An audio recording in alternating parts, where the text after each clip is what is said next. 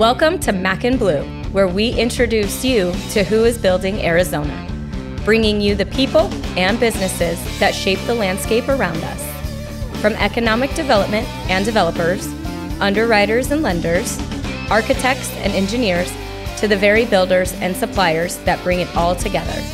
For all things Mac and Bleu, head to www.macandbleu.com and don't forget to subscribe on YouTube. Now let's join our host, JJ Levinsky.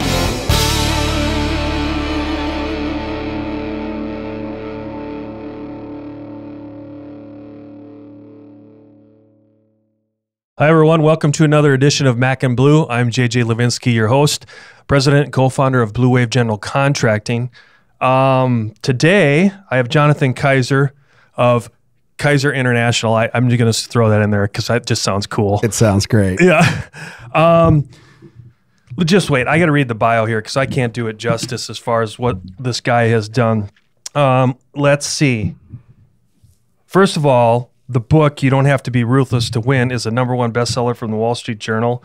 And then on top of it, USA Today named his business as the Commercial Real Estate Disruptor, which I love. Disruptor. It reminds me of the old adage of, do you want an insultant or a consultant? Yes. Do you want people telling you what you need to hear or what you want to hear? That's exactly right. So with that, like I said, it was kind of funny. I was thinking about this before. I don't know why this came to me, but the only thing I don't think he is the grand poobah of the water buffaloes. For those of you that are old enough to remember the Flintstones.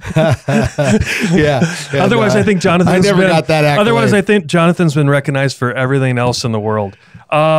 So with that, today, again, without patronizing him, but the reason that I'd asked Jonathan to come on is hopefully we're going to give a little bit of a background that I'm very impressed, and without patronizing him, the story of what Jonathan has done with his organization, I think is paramount and very befitting of what a lot could be done in our industry, which is everything construction related. So on the formal side, Jonathan, if you will, sure. Tell us a little bit about Kaiser, because you are in the commercial real estate space. But then let's tangent, and then I'll take you back to the Papua New Guinea. Back to where it all began. Yeah. Back to when you were dropped out of coconut trees as a child. So with landed that, on my head. That's what got me here. So with that, Jonathan, welcome. Thank you. Thanks for having me. So our firm is one of the largest independent commercial real estate firms in the country. We only represent the tenant or the corporate user of space. So if you think about traditional commercial real estate firms, they primarily represent landlords, developers, real estate investors. We're always on the other side. And we have a full suite of services from transaction management to strategic planning to lease administration to project management, capital markets, basically anything that a corporate user of space would need. We have, and we do office, industrial, healthcare, and retail. Those are our 4 industry segments. And what about geographically? So we do work all around the globe. So if you include our international partners, we have about 570 people worldwide, and we continue to grow. So that's exciting because it helps us really have a footprint that is capable of serving global users. Right. Right. So we're based in Arizona. We're very proud of it. We love Arizona. But, a lot of our clients aren't based here, or a lot of our clients have facilities all across the globe. And so we help them. We're sort of like an outsourced real estate department. We think about high-level consultants, right? So people like Coca-Cola or Pepsi, they'll have people like us on staff. We provide that same service level, that sort of high touch, really strategic thinking and strategic management of real estate and facilities for that mid-market company. Oh, that makes sense. So whether it's opening up industrial facilities across the country for distribution, whether it's new manufacturing sites, whether it's opening up office locations, or like a lot of people are doing today, renegotiating leases, downsizing. We do a lot of M&A, so consolidating facilities where you have redundant facilities and getting rid of one and moving into another. So everything is on behalf of the corporate user and helping them really have a better partner. Or like when I speak, a lot of times, I don't want to steal my own thunder here for those who will watch me speak live, but a lot of times I'll ask the question, I'll say, who here, think in your mind, of the person in your life that you trust the most, right? And then I'll say, everybody got it? Yeah, you got that person? And then I'll say, raise your hand if that's your commercial real estate broker, right? And everybody just laughs, right? Because it's... Or is it your general contractor or architect? Right, yeah. Fill in the blank. Or your proctologist. Exactly. Close second.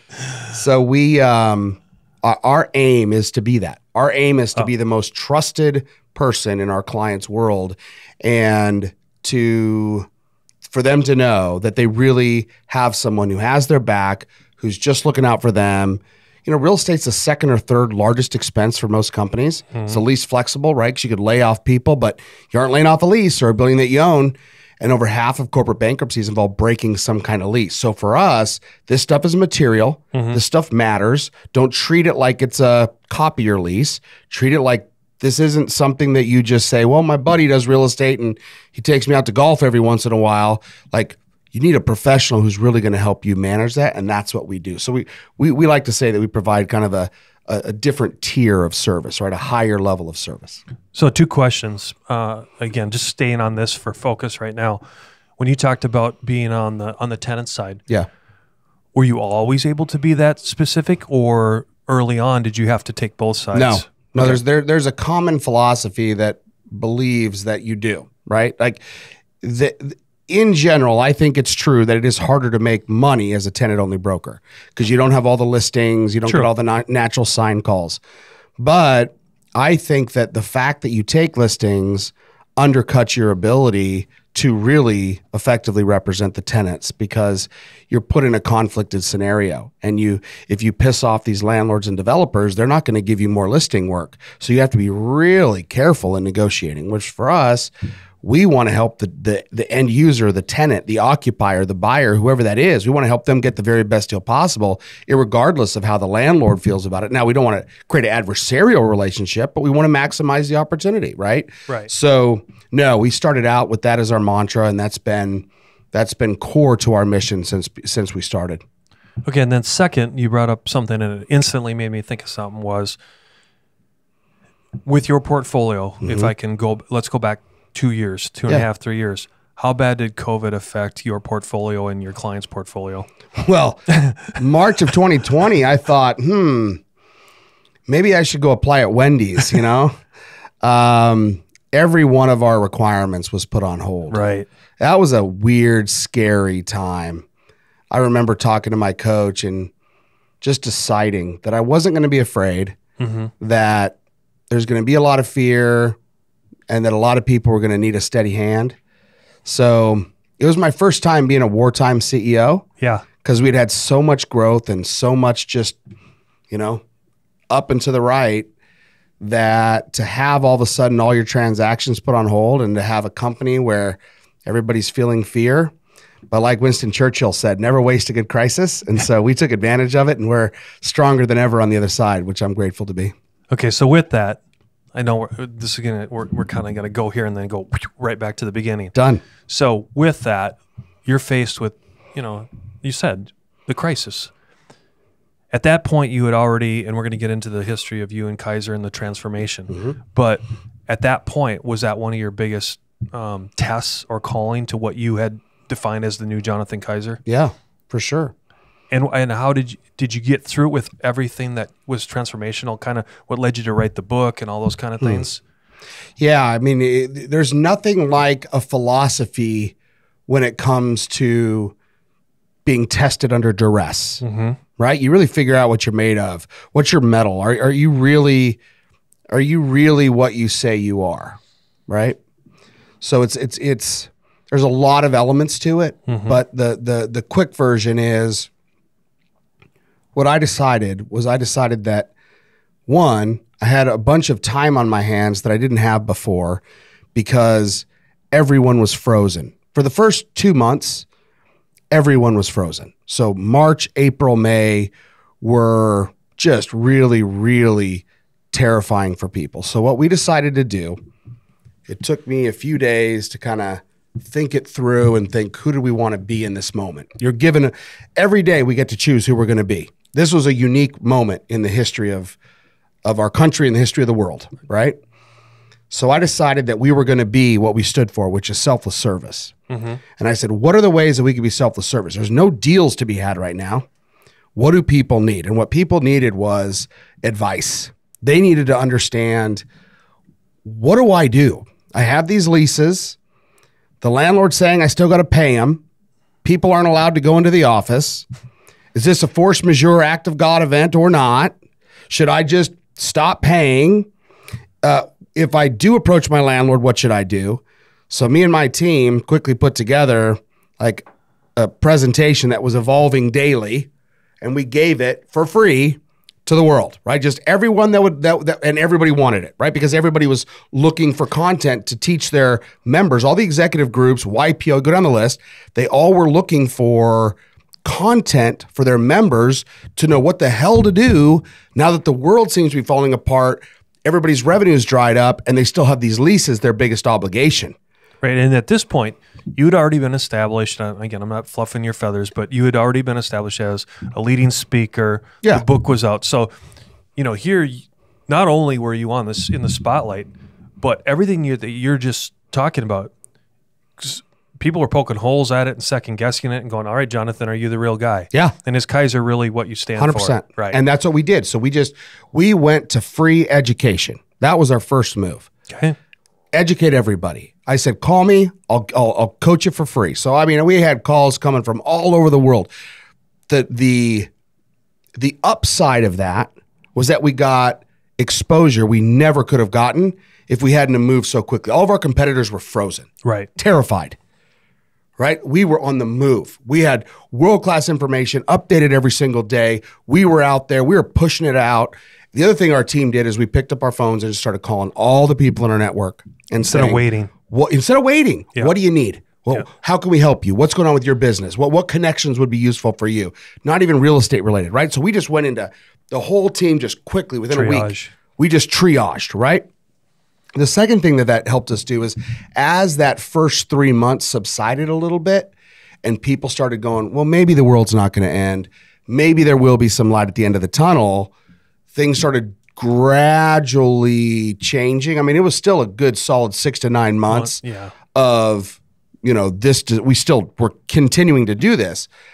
But I said to my team, I said, we're going to look at this as the greatest opportunity that's ever been given to us.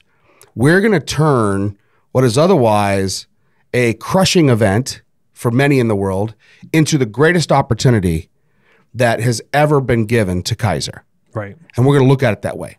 And what we did was we said, okay, we had grown so fast. We had gotten so much success. We had won so many awards, all the things that you just graciously mentioned. Right. And sometimes when you're growing that fast and you're doing those things, you're not as focused on how do I make sure that I'm staying super aligned to the core that founded us, on how we were started here. So I decided to look across the entire organization and ask myself a simple question on two fronts. On the people front, I looked at the organization. I said, knowing what I know today, not would I keep this person, but would I hire this person? And if it wasn't a resounding hell yes, we figured out ways to help part ways with those folks.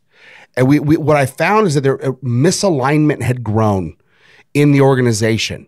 It had become less fun for me because I was spending more time dealing with misalignment than with our core focus. So that gave me the ability to really do some pruning, which was hard. That's the hardest thing I've ever done. Yeah. I mean, tears on both sides. Brutal. It's emotional as hell. Hated every second of it. But on the other side, but your organization is probably to the 10th power better now. Breathe new life. Yeah.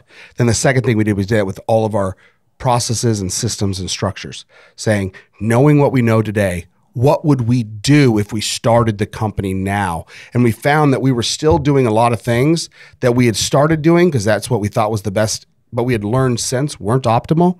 So what we did, if you were going to boil it all down, is we transitioned from being an entrepreneurial company to being a professional services organization. And so on the other side of it, and I'm not saying this was easy. I'm not saying it was fun. It was 2020 was one of the hardest years of my life. I mean, it was really, really hard. I just chose not to be in fear. So I was not afraid. I just decided, life's too short to be afraid. And I believe truly that everything is a gift, and I was going to turn this into a gift come hell or high water. And so on the other side, I mean, we just had a record first quarter. Like we've done well since then, but this first quarter, we're 79% to our goal for the year, and it's April. So it's working. Our revenue per broker is more than doubled, and the quality of our clients has improved dramatically. And it's been a wonderful experience, and it's a testament to, because we've also, every time we've let somebody go, we've either replaced them with somebody better, sort of like a sports team, right? Yeah. Like you got 2 wide receivers, you're like, well, this one's not really cutting it. Let's bring in a world-class wide receiver. So we've done that as well. So we now have some exceptional talent that wouldn't have been available, but through the pandemic. Right. Some amazing support people, just wonderful folks. But haven't you seen, Jonathan, if I may, haven't you seen that analogy? I see it everywhere. In other words, the ones that had it, and again, we're eventually going to get into the backbone of Kaiser here, but those that have the culture and that attitude and the connection, the empathy. I mean, we could list 1,000 adjectives and adverbs about what that is. But look at, those are the ones that came out of the pandemic better. Yeah. And, part of that is why we're on today, is we want to give that kind of hell yeah speech of giving people the aptitude, the energy, and the conviction, hopefully by the end of this podcast, of you can do it too. Yeah. If you want it. Hope. Yeah, hope. So with that, let's go back to Papua New Guinea when you were being raised as a lad. Yeah, I've had a pretty non-traditional journey. I was raised by Christian missionary parents in Papua New Guinea, like you said. My parents taught me to love. Now, were you from a big family? No, big extended family. My I had four aunts and uncles. Well, 3 aunts and uncles on my dad's side, 7 aunts and uncles on my mom's side. Oh, wow. So cousins everywhere. But my immediate family was just me and my sister. Okay. But my parents picked us up when I was young and thrust us into Papua New Guinea and out in the middle of nowhere. And they taught me to love and serve, right? They taught me to help. They taught me to give. That was the way I was raised. And when we came back, I had this sort of dramatic realization that the teaching that my parents gave me didn't translate into revenue, right? So when I got back, I realized because you grew up poor. Yeah. Right. Well, poor financially, as we always say. Rich otherwise. Right. Yeah. You had all this. But at the time, all my friends had cool clothes. All my friends had nice stuff. I wanted that. So I decided at a young age that I was going to be rich. I didn't know what that meant. I just knew that I didn't want to be like my parents and be poor. And as I sort of stumbled into commercial real estate, I thought I was going to be an attorney. My favorite professor talked me out of it. But you went to school. I went to UCLA. Yeah. Straight A's. You weren't on the Tommy Boy plan, were you? No, man. I did well. I studied really, really hard. I wasn't the smartest kid there, but I outworked everybody. And I put myself through school. Reflection of your upbringing, probably. Yeah. What I had that I try to think about this all the time as it relates to my kids. I didn't have an alternative, right? I didn't have a rich uncle. There wasn't a backdrop. There wasn't a backstop. There wasn't a backstop. Yeah. I didn't have a plan B. Plan A was go freaking figure it out, or you don't have crap. So from an early age, I was out slinging. I was dragging my lawnmower from house to house, saying, "Hey, I'll cut your grass for $10 and I'll make it look better than you've ever seen it." And whatever it took to get ahead is what I was doing. And I kind of stumbled into commercial real estate after my professor told me I wouldn't enjoy being an attorney. So Jonathan, in that early years, did you have a mentor per se? Like, was there someone you latched onto in the commercial real estate? Okay. Okay. Oh, you mean when I started in commercial real estate? Yeah. Yeah. When I got into commercial real estate, I had an amazing mentor. Was that here in LA? No, that was in Portland. Oh, Portland. Okay. So his name was Dave Squire. Okay. Yeah. Amazing man. Yeah. Ethical, sincere, hardworking. Taught me a lot about work ethic. So again, it matched the way that you were brought up. Yeah. Yeah. But as I got in, I realized this industry isn't like that. No. He was an anomaly. And everybody was scratching, clawing, and fighting their way to the top. And that was attractive for me. And so I became ruthless because I thought that's what it took. I was like, hey, my parents were nice and they got trampled. This was my mindset. My parents were nice, they got trampled. These guys kicking ass and taking names and they got money, right? I want that. And I'm an overachiever, so I became more ruthless than most. But I hated who I was becoming. Like I felt like a shark. I was a shark. That's the reality.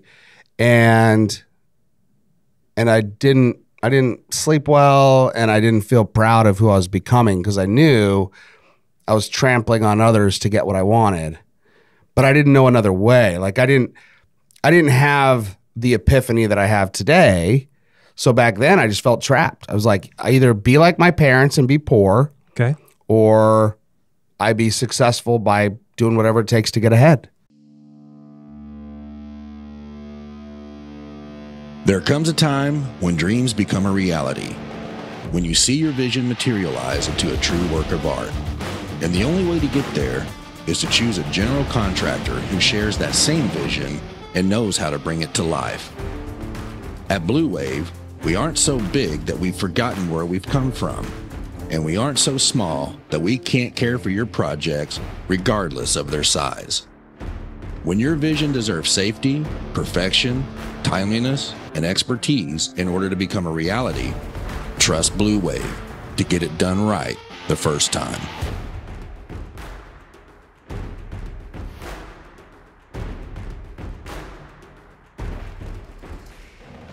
So you're in this ruthless mindset, and then what was the coming to Jesus moment for you? No pun intended. Yeah. Well, it wasn't religious, right? It was... No. I meant more that inner intrinsic type thing. Yeah. For me, it was... I went to a conference. I was about 5 years into the business, and I went to a conference, and a speaker gets up, and he starts talking about a different way of doing business, a way of succeeding by helping others succeed. And I'd never really heard anything like it before. I was fascinated. And I went up to him afterwards, and I said, hey, is this just a shtick that you say to sound cool? Like, is this just one of those things where, you know, I know the real you, but this is what you say publicly? And he goes, no, I really do this. And I said, well, how does it work? And he said, well, think of it as like hunting versus farming. Okay. He said, today, Jonathan, you're a hunter. You get up, I was, cold calling 150 calls a day, going, knocking on as many doors as I could. I was an overachiever, right? And you didn't have your own shop by then, did no, you? Okay. No, I was at Grubb & Ellis. And he's like, what I'm describing is more like farming. So I don't have to get up and go get a piece of business, close it, and move on, where I'm constantly recreating myself. I've laid a foundation. I've created a network where I've helped so many people that it comes back to me. And it just intrinsically made sense to me, right? Mm-hmm. It was just one of those things where I just realized, wow, I could see this. It spoke to me. Let's say it like that, right? Yep. It resonated. It sort of almost sounded like my dad, right? It sort of sounded like the same messaging my parent had told me, but this now was connected to success, and I had no success connection before because of how poor my parents had been. So I decided in sort of one of my few epiphany moments in life that I was going to reinvent myself. And I came back to Arizona, and I threw my old business plan away. He gave me a book to read called Never Eat Alone by Keith Ferrazzi. I read it cover to cover multiple times. And I just got active in the community, threw my old business plan away, started helping everybody that I could. And I became were you married and had it started a family? I was. I had a young family. Okay. So this wasn't like, hey, I'm single and 20, no. and because that's easier when you're like that. I didn't have 5 roommates. You know what I mean? I had to reinvent myself with bills. I just bought a decent house, and so that was the hard part. The hard part was when he was speaking, I asked him a question. I said, "Hey, if this is so true, how come I've never heard of it before? Like, why is this the first time I've heard of this strategy?" And he said, "Because it takes too long." And I said, "How long is too long?" He said, "It'll take you 4 to 5 years." And I said, so in my mind, my calculus was, okay, I'm an overachiever. I usually do things at about 1/4 of the time that anybody else can. So a year and a half, yeah, I could do that, right? No. It took all of it 4 or took 5 all years. of 4.5 years, which is kind of crazy that when you look back and you think about the predictive element of that, right? Like he knew who he was talking to by saying 4.5 years, because anybody else would have been, this will take you 10 to 15, you know? Because I was relentless. I worked nonstop. And I still remember about 3 years. I mean, it's all fun and cute at the beginning, right? You got, JK's got everybody calls me JK. Yep. JK's got this new idea and it's based upon this other successful guy. So he's going to do it here. Everybody's kind of excited. It sounds good. And then a year goes by, right? Meanwhile, my revenue is plummeting because I'm not out developing business. No. I'm not closing business. I'm out helping people, right? People would make fun of me and call me the free community concierge. That's what I was, right? Like, hey, there's this crazy guy. His name is JK. And if you call him, he'll help you with whatever you need and not charge you. Like, are you sure? Yeah, just try it. So I had all these people out of the woodwork, people everywhere I went. And I'd try to get involved in every organization I could in town. And they'd be like, well, there's really a membership fee. And I'm like, well, I can't pay the membership fee, but I will make up for it in sweat equity. So I was put on the ACG board and I just helped. And, so everywhere I went, I was just trying to serve, which again is a great strategy if you have $100 million in the bank. It's not a great strategy if you don't have a lot of money and you are completely reinventing yourself without an eye towards revenue, which was what I was doing. Right. So my partners in my old firm lost faith in me. My wife was even like, hey, Jonathan, look, you're a smart guy. You work hard.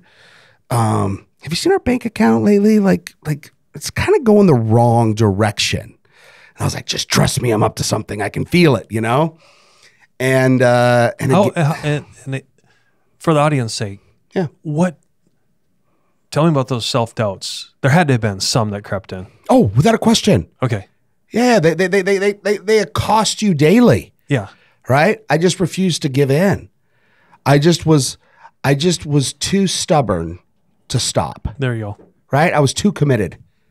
Because you knew it. Deep down inside, you knew it. Yeah. I could feel it, man. It hadn't penciled yet. And that's actually my whole philosophy in life is this sort of play the long game. Like, don't just look for instant gratification. Play Story of society. Totally. Look at public companies, quarterly earnings. They make bad long-term decisions for short-term gains. Bingo. It's relevant across society. But for me in business, it was, my old ruthless self, I would try to make as much money. This is an aside. This is a rabbit trail. The ruthless me, part of how I was ruthless is I would talk people into deals that were more expensive and longer term in more expensive buildings than they needed to be so that I got paid more because everything was about how much I get paid. So hell, if I get twice as much on a 10-year lease than a 5-year lease, I'm going to talk them into a 10-year lease. And I was persuasive, right? Well, the challenge with that is once they realize that you talked them into something that's not in their best interest, they're not your client anymore going forward. So there's so much in our industry, there's so much short-term gain that sacrifices long-term future. So today, we're literally the opposite. Like I'm the guy that's fighting for short-term leases, fighting for termination options, helping companies create the flexibility they need. That doesn't necessarily make me the most money in the long term, but it does if you really are playing the long game, because then they go, JK and all of his people, they really got my back. So no way am I going to talk to you, pick your 4-letter, 3-letter acronym that's all over the signs that are our big traditional firm competitors. I'm going to work with someone who's got my back. So back to the story, like as I was doing more and more of this service, I started to get these referrals. So people would just say, hey, that crazy JK guy, he helped me out with this, or I've seen him do so much. If he does that much work for that and he's willing to do that, I can't even imagine what he'll do on a real estate deal. Let's try him out, right? And then somebody would give me a real estate deal. I'd crush it for him. And it just, so I went from, okay, this guy's got a cool idea, to laughing stock, to now top producer. And now I'm getting referrals right and left. And then I ran into a new problem, which was, we talked about culture at the beginning, right? Yes, sir. The new problem I had was I had now created a culture within my own little tiny team that wasn't necessarily reflected with the global organization or national organization I was a part of. So there was a clash of cultures. There was a misalignment between what I was trying to create on the selfless service side within an organization that was doing business more traditionally. Not that they were doing it bad, it's just, it wasn't aligned, right? It just wasn't what I was focused on, and that became more and more of a rub. And so finally in 2012, I was more and more frustrated, feeling more and more constrained by trying to build something radically different within a traditional firm. And what do you do if you're frustrated and you need an epiphany in Arizona? You go to Sedona, right? So I'm in Sedona.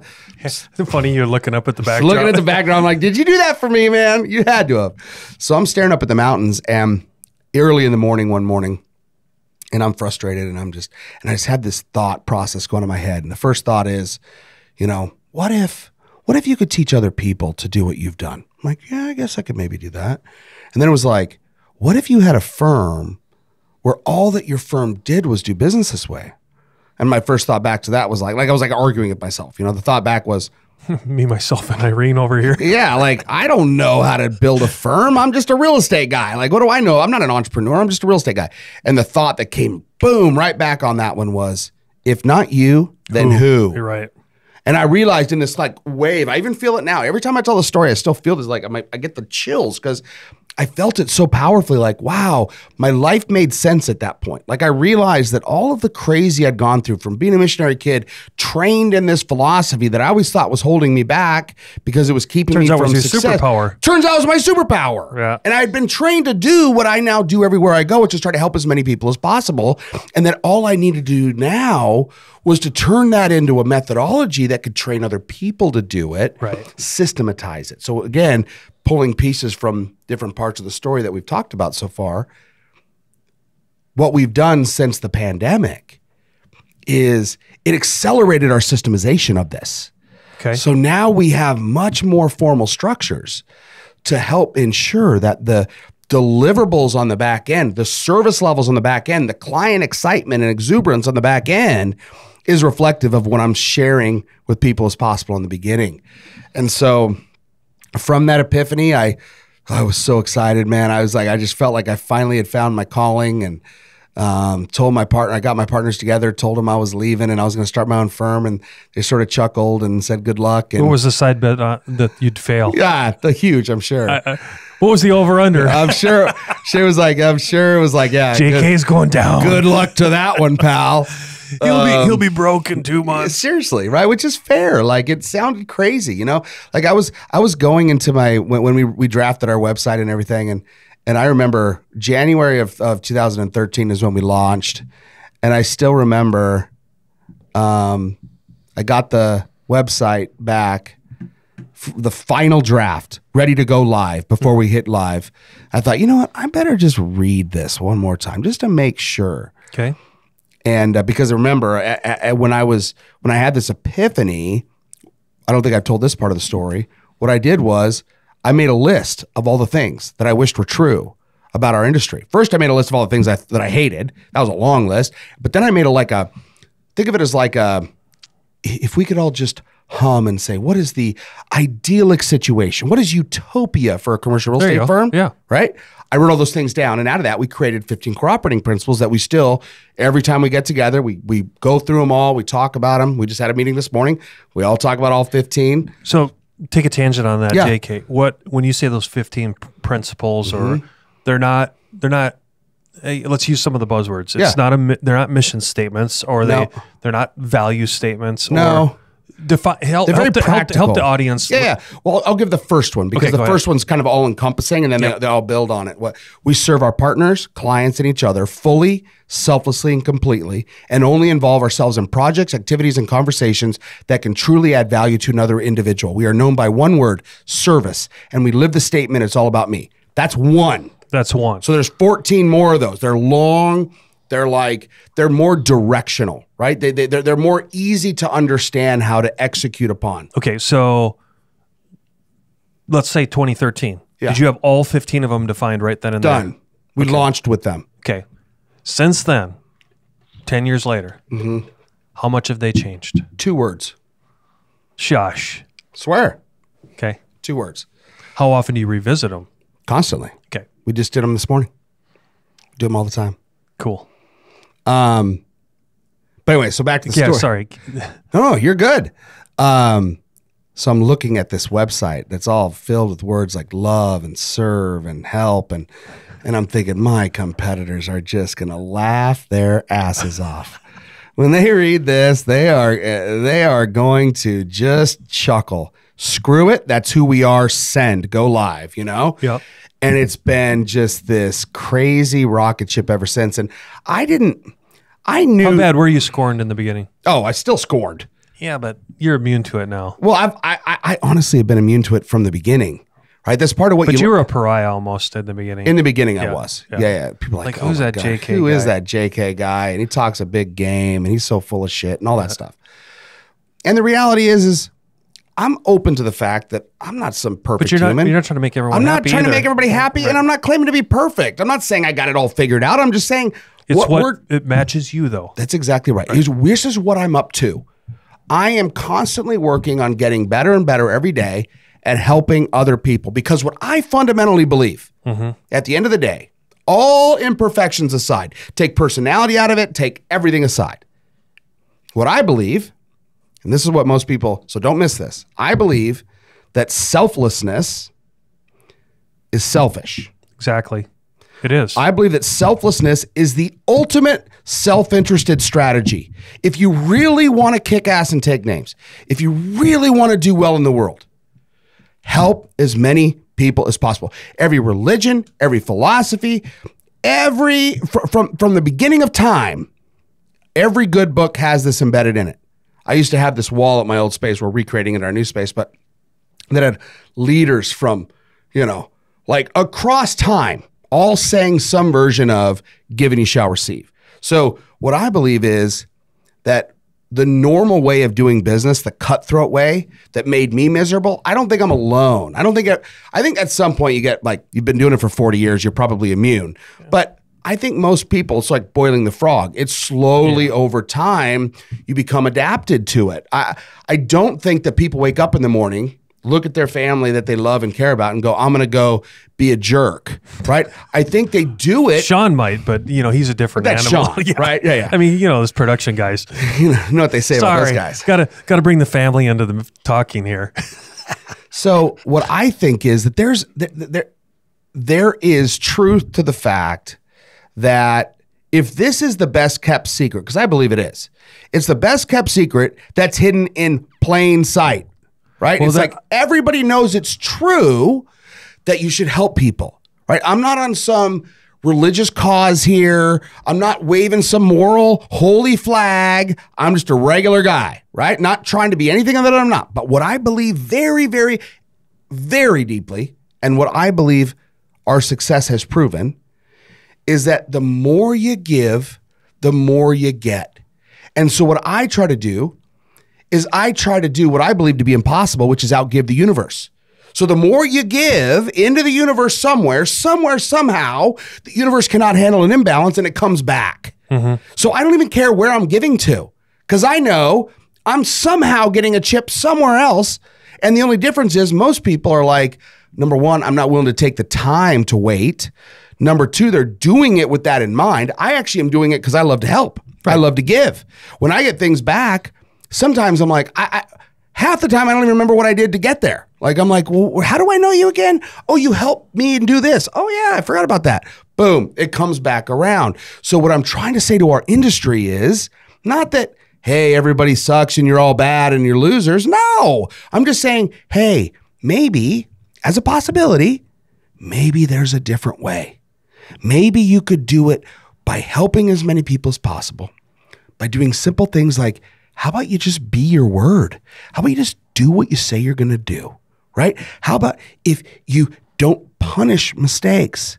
How about if you love and serve people and put them first? And just all these basic things that we teach our kids. And I just think that the gap is, and this is kind of my whole point, the gap is that we all know that it's good to do, but like me as a kid, we don't realize that actually leads to long-term sustainable success. And so all I'm trying to do is draw that tie and say, don't do it because I'm telling you it's the right thing to do, because who am I to tell you what's right for you? I'm simply saying this is a way that if I can do it in arguably the most cutthroat industry in the world, commercial real estate brokerage. I mean, there's others, but we're in there. Yeah, you're top. We're in the top. Anybody can do it in their industry. Right. And the key is changing your mindset from how much can I get to how much can I give. There comes a time when dreams become a reality, when you see your vision materialize into a true work of art. And the only way to get there is to choose a general contractor who shares that same vision and knows how to bring it to life. At Bleu, we aren't so big that we've forgotten where we've come from, and we aren't so small that we can't care for your projects regardless of their size. When your vision deserves safety, perfection, timeliness, and expertise in order to become a reality, trust Bleu to get it done right the first time.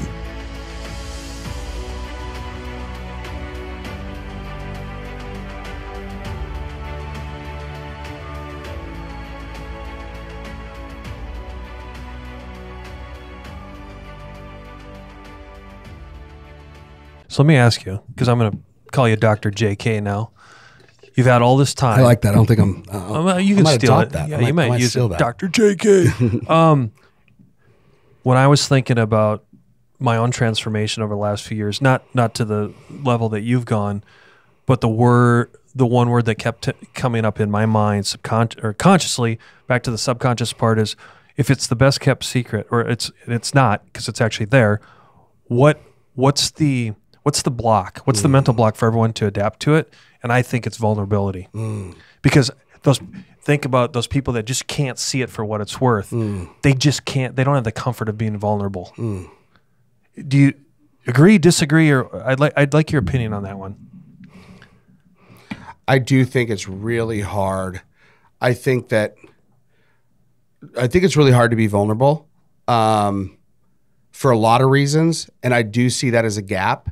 But I actually would take a step farther back and say what I think is the root cause is that people don't see a path from selflessness to success. They see plenty of paths from ruthless to success, but they don't see a path. I didn't see a path. If I had seen a path, I would never become ruthless. Okay. Fair because statement. I was already wired that way. I was a kid that just wanted to succeed. Well, and if it's all around you all the time, right, JK? I mean, just like, let's be honest. Look at society now. We get it 24/7. Totally. Yeah. But back to your point, because I don't want to be dismissive of it, because I think it's 100% true. Once you see, let's just say that people that when I die, people are like, okay, that was one of the crazy guys that lived it. I want to do what he did, or some version. Right? Okay. Yep. Then I consider my life a success. Like, awesome. I had a positive impact on the world. But there's still a huge gap between going, okay, now I see a path, to actually doing the path and succeeding on that path. Right. Right? And the hardest part about what I do is vulnerability. Right? The hardest part is I have to be authentic. I have to be constantly growing and learning. Because to be selfless and to ignore negative impacts on others is called selfish. That's not selfless. So if you really want to be selfless, you have to be willing to be 100% coachable, which is one of our principles. Yep. So if you're 100% coachable, that means you need to be vulnerable, because otherwise we're all pre-programmed as successful people to dismiss any and all feedback we ever get from anyone ever before it even arrives. So how does that help you grow? It doesn't, because you keep making the same dumb mistakes over and over again that alienate you from others, that hurt your long-term growth opportunities, that hurt your long-term revenue opportunities, that keep you from the relationships that you really would benefit greatly from. The problem is not outside of us. The problem is inside of us. So for me to go from ruthless to selfless, boy, what a journey. Like, it was not a straight line. I mean, it was rough, brutal, and I had to come to terms with the fact that I was a schmuck and I had to de-schmuck myself. Yeah. And most people aren't willing to be that candid and realize that they need help. I was talking as a validator. I was talking to another CEO this morning, and it was so awesome what he said. JK, he went, the discussion was about, he was going down, and he had been for 4 years now, an EOS model, right? Which, a lot of companies, Totally. We've had that topic on this podcast numerous times, but he said the exact same thing. He said, we sucked at it. My implementer almost fired me because until I became coachable, we sucked ass. Once I became coachable and vulnerable, we have gone through the roof ever since. Totally. And it's like, and you hear more and more of it. It's like, cool. But like you said, it's not external. It's right here. It's right here and here. It's exactly right. Good stuff. All right. So in this whole, by the way, great stuff. When did the book come? Like, where was give me the timeline of when the book, like you felt like, okay, I got to write this book. Well, it wasn't that. Okay. It was, so one of the things as, trial by fire, right? Got it. Like you get it, you put gold with, imperfections in it in the fire, it melts it, but it purifies it. So I went through that as part of this. I went through the humbling experience of going broke, doing this new methodology before I was still the laughing stock. Right. I was, using one credit card to pay another. I was brokering the joke. The key for me was, how do you then transition internally to success? I decided that I needed help. I decided in that moment that I needed professional assistance. So I hired a coach. You did? Okay. I hired a coach. His name was Steve Chandler, and he was wonderful. I'd read one of his books. I read about it in my book. I begged him to coach me. He finally did. And then one day he said, I can't help you anymore. You need Steve Hardison.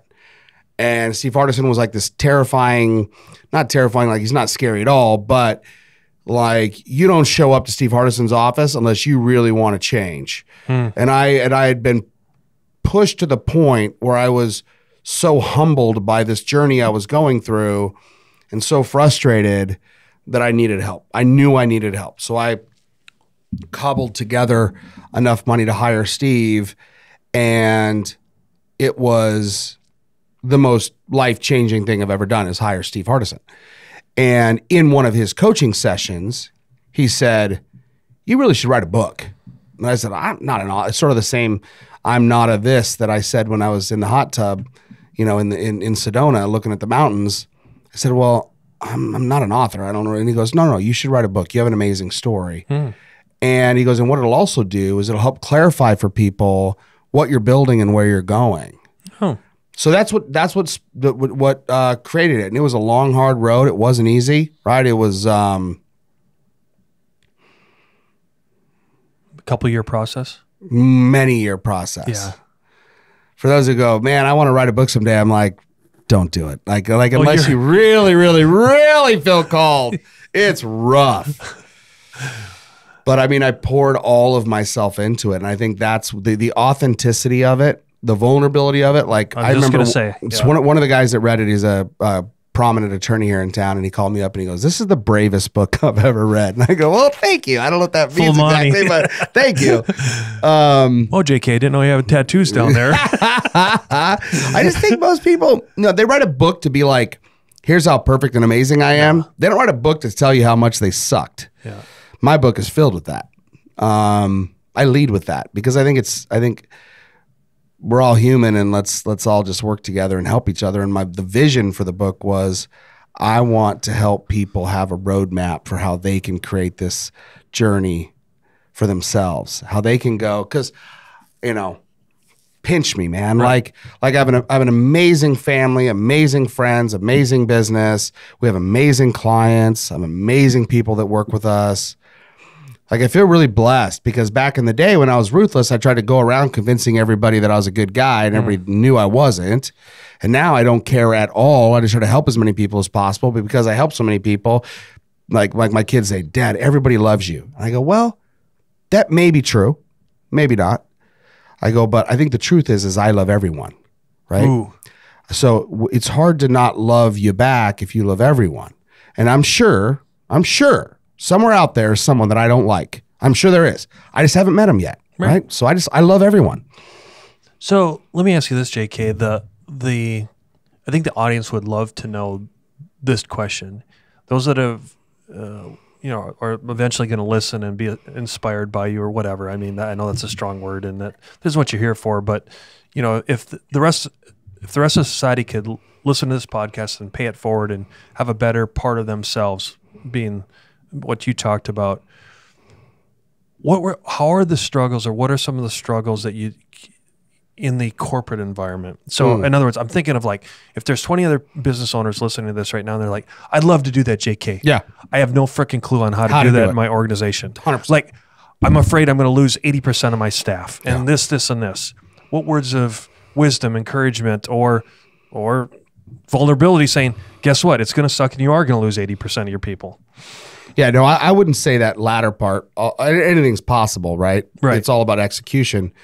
But what I'm really talking about is a subtle shift. So what I write about in my book is this reinvention process from the inside out. So 3-step process. Number 1, self. You got to be the change you want to see in the world, like Gandhi says. Right? Yeah. Then number 2 is your company, right? Making sure that your people have a culture of selfless service they're operating from. And oh, by the way, you can't do it in any other order. No. It starts with you. You have to start with you, then your people, and then your community, right? So to answer your question is, everybody can do it in different ways. Not everybody has to be a nut job like me that just went all in and burned the ships and said, as for me and my house, that's the direction I'm going. Yeah, there's just plenty. There's not a perfect recipe, right? None. But here's what I would say. The easiest, I love quick, easy, practical takeaways that anybody listening could start right now. And that is, the next time you have a conversation with anyone, instead of thinking, what do I need to get out of this conversation? Think, what are 3 things I can give to the person I'm communicating with? What I try to do, I believe in the power of 3. Everybody that I interact with, I try to find 3 distinct ways to help them. Now that takes time.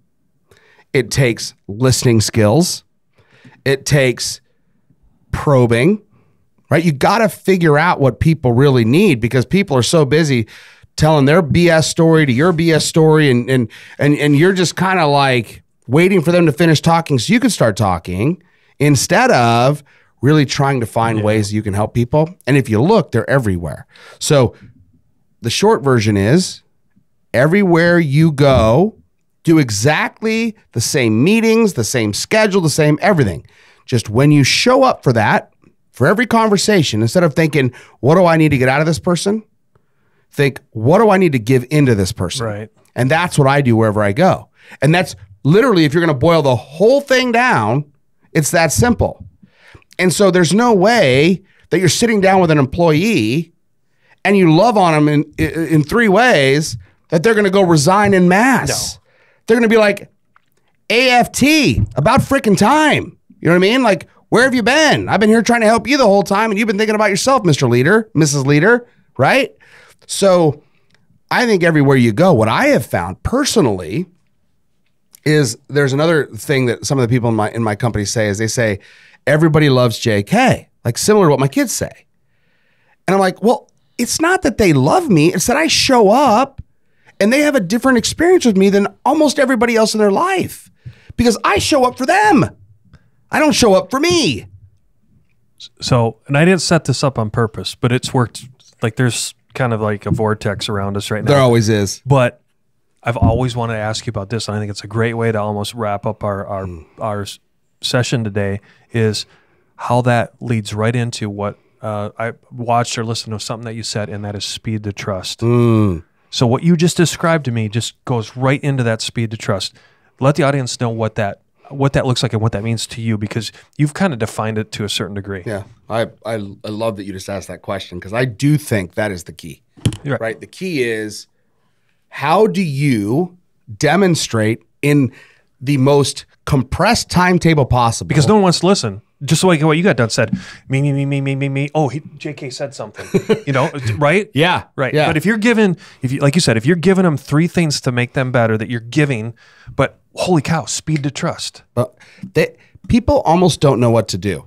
I have been told that a normal meeting with me makes a lot of people uncomfortable because they're not used to someone actually caring enough to try really, really hard to help them in a way that's not self-serving. No. I'm not saying going, hey, oh, this CEO has 30,000 square feet of office space. So when I sit down with him, I'm going to try to help him by selling him I could renegotiate his lease. No, that would be something for me. I'm sure I would do a good job for him, but that's a selfish thing. A selfless thing would be like, what are some of my connections? Understanding her business and saying, what does she really need? What if I can make this connection for her? Or she's telling me a story about one of her kids, and I know of I'm a reader, right? I know of an amazing book that I think would just be meaningful to her. Like things like that. Instead of thinking of the transaction. Right? And then they leave and they're like my goal in any meeting, and I invite every competitor to copy me on this one. What a better world that'll be. My goal is for them to walk away going, I'm still not really sure what he does, but that is one nice freaking guy. Like, I can't believe that guy. What in the world? What was that? Like, I thought I was getting pitched by a commercial real estate broker, and instead... He's one brick short of a full load, but he's a damn nice guy. He is a little off, but boy, I like that guy. He's just trying to help me. That is the goal. That is the goal. Everywhere I go. What, in our limited time left, JK, what is the one question I didn't ask that I should have, that would be befitting for the audience, especially in our industry, what Mac and Bleu is serving? Yeah. I would say that it's sort of related to what we were talking about before, but said it a little bit differently. The hardest part about this strategy is it can't be faked because people have really good BS detectors. And you can tell... I try. See, for me, when I say that we have limited time, so I can't say everything here, right? It's in the book, but I describe how the hardest part of transformation for me was I looked at it at first as a game plan, as a tactic, as a strategy, as okay, so I understand the law of reciprocation. So if I go into a meeting and I push this across the table, that's going to necessitate 80% of the time for them to want to push something back my way. It was a calculated strategy, not a from the heart, truly caring and loving. Yeah. Right? So most people... So you told yourself a good game, but it still wasn't. But it's still... in fact, it's worse. Yeah. Because if you really... It's almost deceitful. It's disgusting. Yeah. It's creepy. Yeah. Right? Like, at least a barter is fair. You give me this, I'll give you that. Right. Open book, everybody understands. That's a transaction. Me giving you something and then expecting something in return is the creepiest thing possible. It's not a gift, right? Like that's gross. That's what I was doing. So the point is like, once I saw that, I was disgusted with myself. That's the sad part. Most people don't even realize it. But you transcended and broke through that. Well, once I saw it, I was like, I'm never being that guy. Because you were again. like, I can't be that guy. Yeah. No, I realized I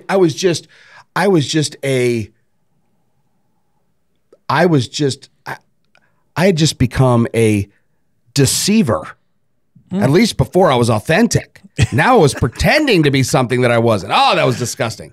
So I fell in love with just helping people. And that's when it took off. So because that was real. So that heart transformation, that inside out revolution that I talk about in my book, that is what it's all about. That is the hard part. Like, welcome to the game. Now guess who has to change? You. It's not other people. I'm not a victim.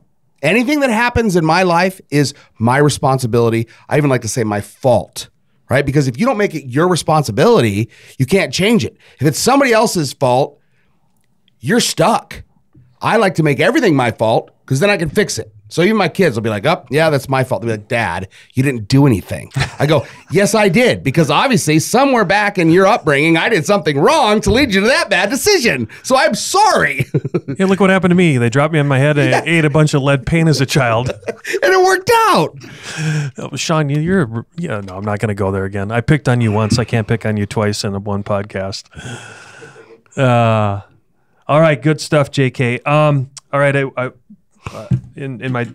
I have to do my job here, so do it. At the end, just to let everyone know, truth be told, I haven't met JK before. I reached out to him just because I read the PBJ article about him. I'm like, that's my kind of effing guy. I got to get him on here because I thought it would just be great for the audience that is Mac and Bleu. So as a testament, he is authentic. He's sitting here because I reached out, cold called him, got a hold of him, and he's here. So he is approachable. And so if he's got his book. I know you speak nationally. All over. There's YouTube videos. There's everything out there on JK and Kaiser International, as I like to say. So, Dr. JK. Dr. JK International. So with that, I just can't thank you enough for being on today. It's my honor. Let's keep it going. I hope we can cross paths again. And this is just a great inspiration for everyone. It's my pleasure. Can I say one more thing? Yeah, go ahead. I think the reason why I wanted to do this is because I love your focus on our industry. Oh, right. Like I'm invited to speak at a lot of things. Arizona is my hometown, right? This is my hood. This is where my family is. This is where I'm from. Like I love this place. And if my story can be inspiring to help just one other person say, maybe I could do that too. Like I have a dream, man. Like I have a vision of a world where people selflessly help each other regardless of personal gain, where they understand that it's truly in their own personal best interest to do so. Like imagine the world our kids could have. Imagine what would be possible if people could unlock the good that they're capable of for others instead of withholding greedily. Imagine how much better we all could flourish. Right? Imagine what is possible in this world if we all just started trying to help each other. Right? Our mission at Kaiser is to change the business world through selfless service. That's our vision. And so the fact that you're interested in sharing this message to the real estate community in Arizona is particularly of interest to me because I think that's a message that really needs to be heard. Well, thank you for the acknowledgement. Yep. With that, thanks for joining us again on this episode of Mac and Bleu, and look forward to you next time.